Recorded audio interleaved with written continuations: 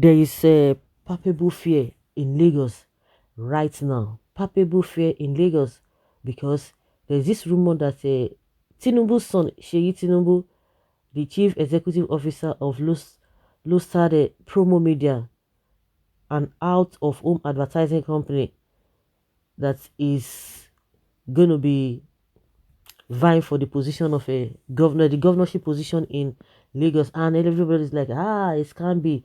This rumor has been going on for close to 4 5 years that Tinubu is preparing his son to take over, and a lot of people have been singing about it and this and that, and there's this palpable fear because there's a lot of things that are going on suggesting that exactly, and people are like, oh, after serving the father, the son again will come up and start ruling the people again. And judging from the fact that when you trace their origin, they are not from Lagos, and you begin to ask yourself that what about Lagosians? What have they been doing? Some people will tell you that while Tinubu was working, the rest people were sleeping.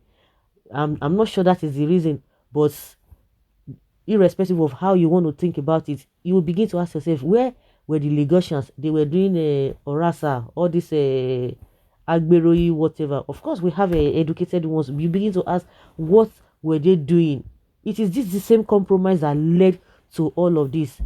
You know, the end thing now, the reason there is palpable fear now is that you see all this. We thought maybe we were changing our ways to do the right thing, but now things are getting worse. When you talk about corruption, things are getting worse. Anything that is not giving us good name in this country, they are just getting worse. You see, the order of the day now, everybody just putting his or her own person. Last week or early this week, there's this outcry in Ondo State that the governor of the state put his son in one position, and people say, oh, it is not so, it is not so. There was a time too, there was this kind of this recruitment in CBN. At the end of the day, we found out that most of the people recruited are the children of all these politicians, these big men. They will tell you they want to do this, but they've already taken those who they want to take. Their children will go abroad, they will come back, and they will begin to fix them. You're not even here. It's only when an insider will begin to expose this whole thing. This thing has been going on for a very long time, which we are supposed to change. Buhari said he's going to bring about change, but now it's like because the way Buhari is even doing his own nepotism, in fact, he's giving everybody that opportunity. Recently, again, or some days back again, the Odilis, their daughter, was one of the people that was made a judge. People, begin to bring a lot of sentiments and what have you into it. Oh, why should some children be denied of the whole thing? If because they are children of the elite, if they are qualified, is there a problem about it? Now, that is the fear a lot of people are now having, that what is happening? What is happening? Because this issue of a Tinubu's son to vie for position of a governorship in Lagos, everybody knows that if the man is serious about it, definitely it will happen, because they know how they go about this thing. Now lie, now lie, now lie, go the year before you know, it will be there in your own very eyes. Before you know, people will just be compromising. They say, I beg, will just come out. It doesn't matter, he qualify, if this and that. So that is why there is that tension here. But as we speak now, the Seyi Tinubu himself has come out to say, no, you people should forget it too. And the son of powerful politician Asiwaju Bola Tinubu told friends a gubernatorial ambition is not on the card for him. These talks of gubernatorial ambition are not correct. Seyi has confirmed to friends there is nothing like that. The patron of STL, polo team and member of the board of different organizations has been dogged with talks of a gubernatorial ambition even before the present administration in Lagos State.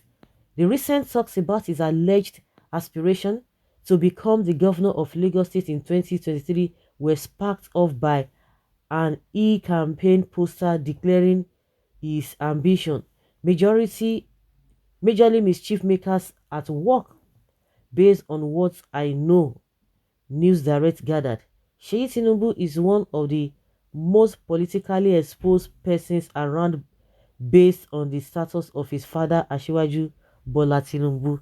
Asiwaju Tinubu is the national leader and one of the chief promoters of the ruling All Progressives Congress, among other political feats that is decorated with talks of presidential ambition, with support groups springing up in different parts of the country, part of the control, has lent further weight on public interest in people close to him, especially his son, Sheyi, as well as the capacity of those against him for mischief. Mm. Now, so now that is how they always come out to debunk it. They will tell you, no, no, no, no, no, no, I don't have it, I don't have it. It's not yet time. See what is happening with the vice president now, to the extent that people, they've gone already to open a campaign office for him in Abuja. The next day, we later heard that he went there to go and close it. But before those people got to that level, those this rumor has been on. Not even rumor, because the people have come out. We know people with a known face who are saying that oh, Yemi Oshibajo, the vice president, will be vying for the presidency at the end of the day. They have done a lot of things before they got to that level. What was he looking at? What was he looking at before they got to that level? No. At the end of the day, after they have done this whole thing, you now went to go and say you don't want, you have not come out to tell the people, if really you call them, please stop it. They will not. You allow them to be moving from places to places, and you are telling us you are not aware of this whole thing. So that is how they always deny it. Like I said, this rumor has been on for God knows when. And with the way things are being done now, a lot of people are like, okay, if you cannot beat them, you join them. If that is how they want to be doing it, all of us will be involved in that impunity. Like some people will tell you that, oh, Akeredolu is a very, very principled person. They know him very well. They school together. But they know what he can do, what he cannot do. But now he has joined politics. He's not a changed person. And those who were vowing, those who were saying that no, this guy cannot do this cannot do that, supporting him, defending him, now they are just like, oh, not true, not true. So people can really change like this. So the issue is that once you cannot join, we can't beat them, you join them.